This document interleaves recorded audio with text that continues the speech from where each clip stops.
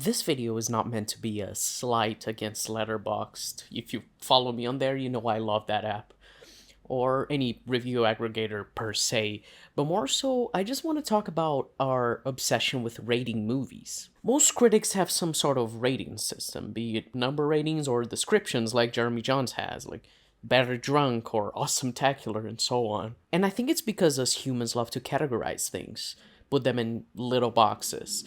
It's not necessarily a bad thing. Ranking and rating things helps us in many fields where there is some objective scale to be had, but not for movies, not for art. A couple years ago, I used to think I was rating movies objectively, and that I was giving fair ratings to things, so I was somehow finding a correct metric with which to judge film, finding the actual truly good or truly bad films, which was a very immature and childish outlook. But as I've grown up, I realized what most people already know. Art is so much more than that. Trying to reduce a film to a number, or even reducing it to being good or bad, is extremely reductive, especially as there is no metric that can consistently be used that applies fairly to every possible film. As an example, let's mention Baby Driver, which is one of my all-time favorite films. I've probably seen it like 10 times, and I watch it at least once a year, so I've given it a 10 out of 10 on Letterboxd. That said, I can't deny that Baby Driver is not the deepest film. It's not really trying to say anything particularly meaningful or impactful, and Baby as a character is pretty good, but nothing too complex. He's just a good guy caught up doing bad things and trying to get out of a life of crime. Nothing we haven't seen 1,000 times before, with far more complex themes and characters. However, that doesn't make me remove any stars from my rating of it. Everything about its presentation, the choreographed movement of it all, with the impeccable editing, all mixed with an all-timer soundtrack, which, I kind of love, and amazing action. It just has everything going for it to please me. It's like a film tailor-made for me and my musical taste. Another film I've given a 10 out of 10 to is Blade Runner, a film about the nature of humanity in a world where human and machine are nothing more than slaves to a system that benefits the heartless elites. A film critiquing capitalism and questioning what it means to be human and what it means to be free. A film shot expertly with impressive set pieces, especially for a film in the 80s that became extremely influential and inspired countless pieces of media in the cyberpunk genre. Is that to say I think Baby Driver is as good or comparable in quality to Blade Runner? No, obviously not. These films are in two different ballparks. It's insane to want to compare the two, but they coexist on review aggregator websites, and I have given them the same rating. Hey, buddy.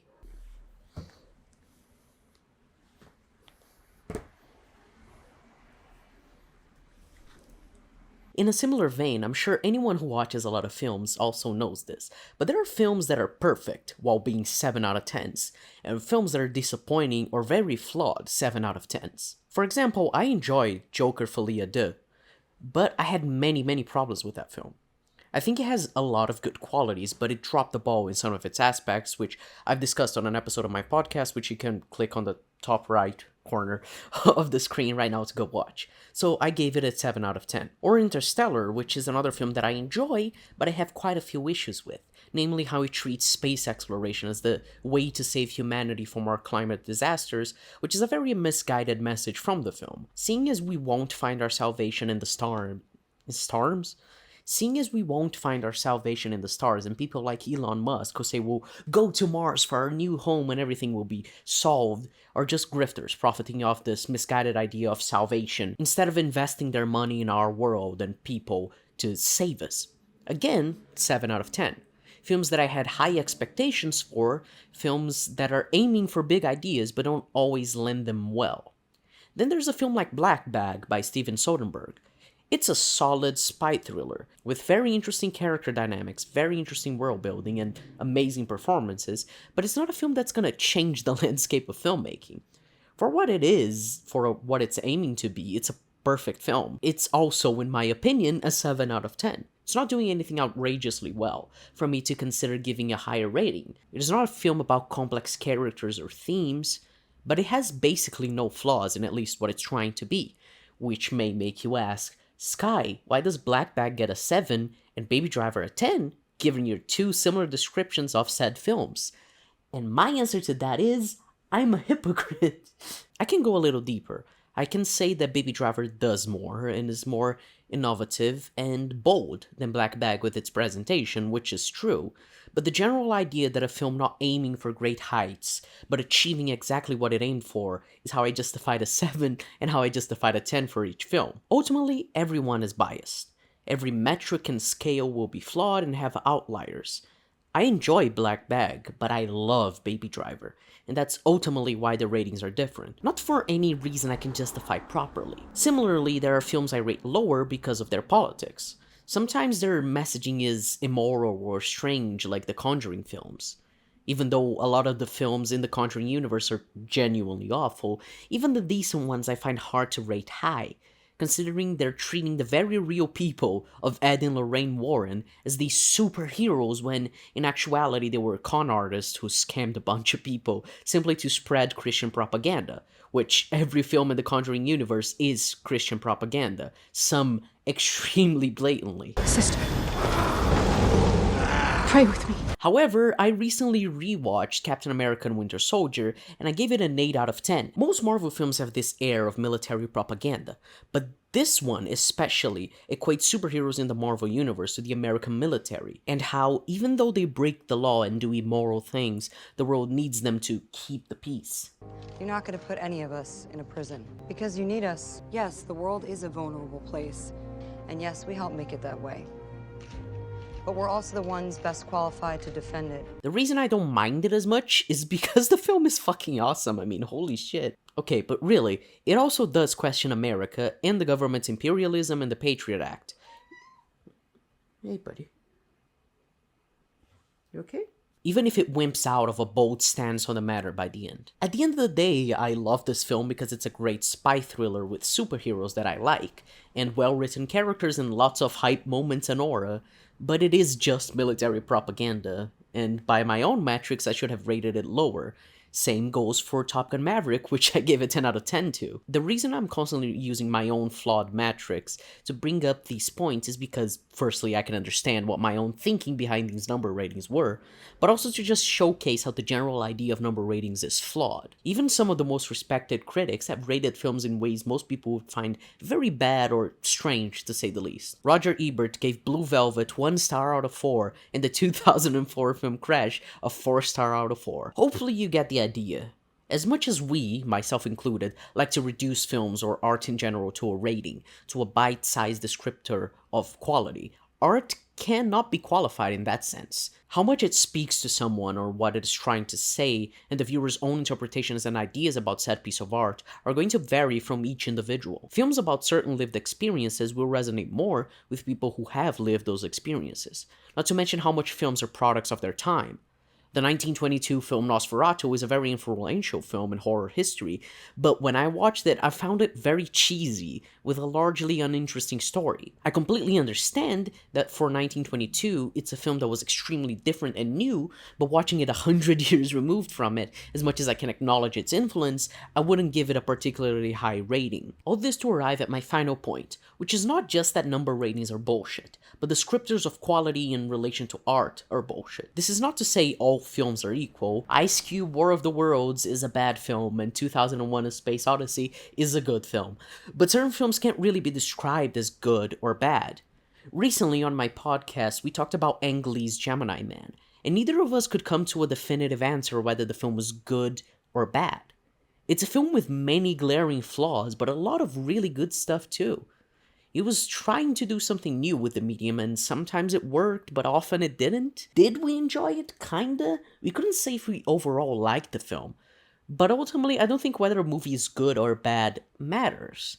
A much more interesting discussion is about one's interpretation of a piece of art, what they took from it, how the pieces fell into place for them, about what the author was trying to say and if they achieved it in their opinion. I recently watched a video from the channel The Morbid Zoo, and she's quickly becoming one of my favorite video essayists to watch on YouTube.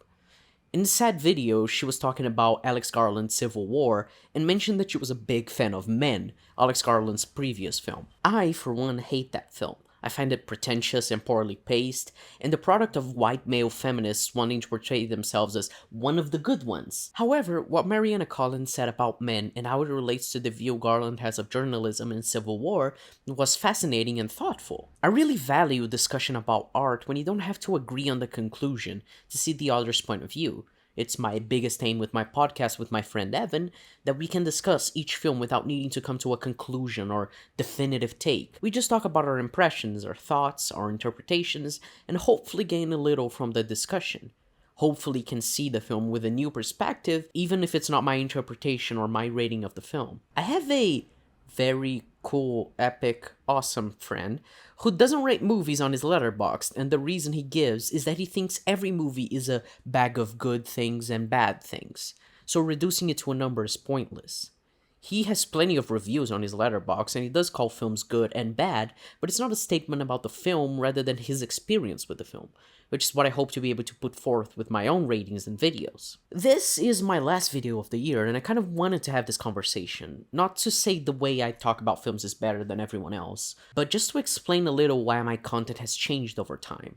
Some of my favorite videos I've made are the ones where I talk about why a piece of media connects with me, like my Life of Chuck video, which is probably my favorite video ever made, even if it didn't get barely any views.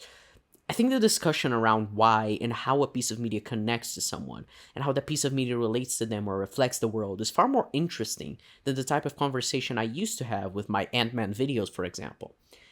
And with all this, I hope you might give opinions you disagree with at first glance the opportunity to be heard, because there might be something valuable in an opinion you heavily disagree with. Art is not the same for every person, and the best part of art is being able to learn about and empathize with different perspectives and lived experiences. So yeah, like I said in the video, this is my last video of 2025. Though I think I'm gonna release an episode of Sky Never in the morning a day after this video releases. If my brain is working right now, I don't know. I am slightly drunk.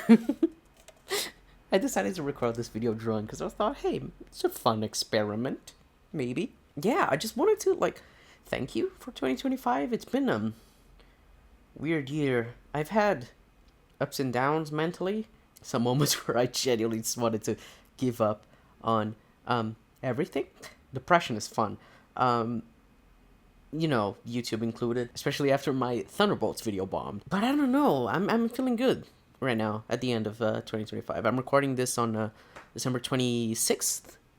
December 27th. And yeah, I don't know, I have a good feeling about 2026. I've got quite a few ideas, a lot of things I want to do. A few video ideas, a few other projects. You might see a surprise or two in 2026.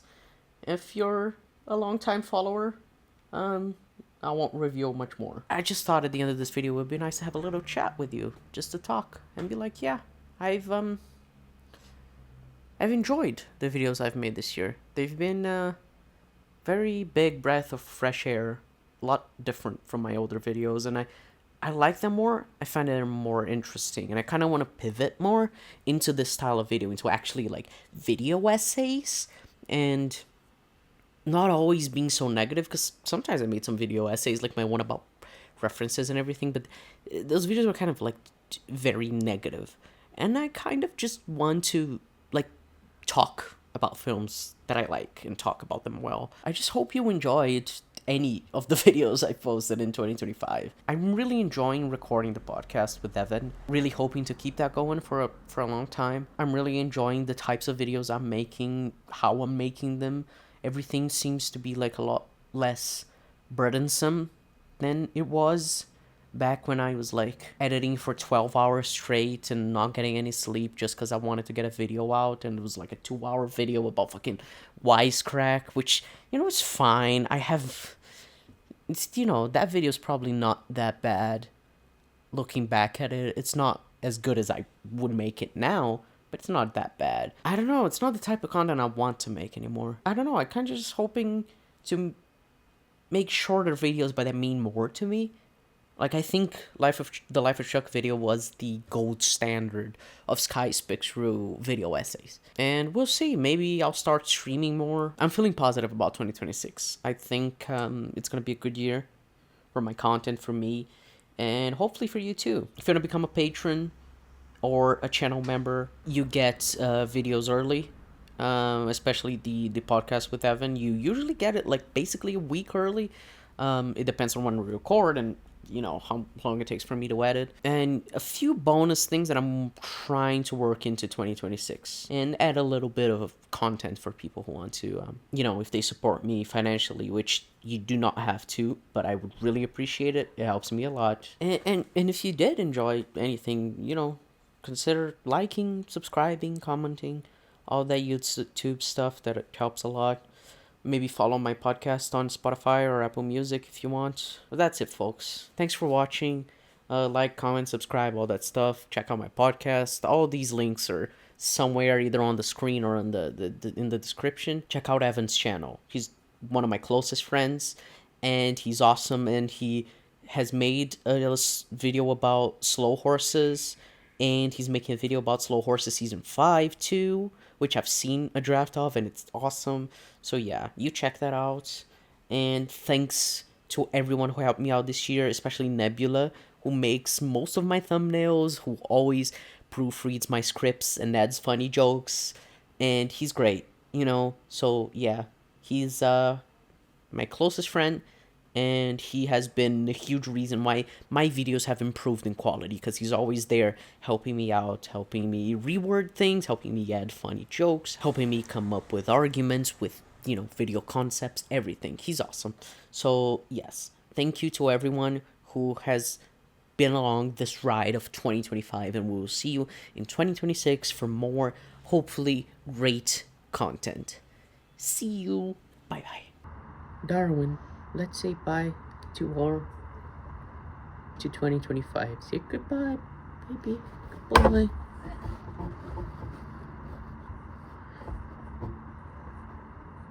Bye bye.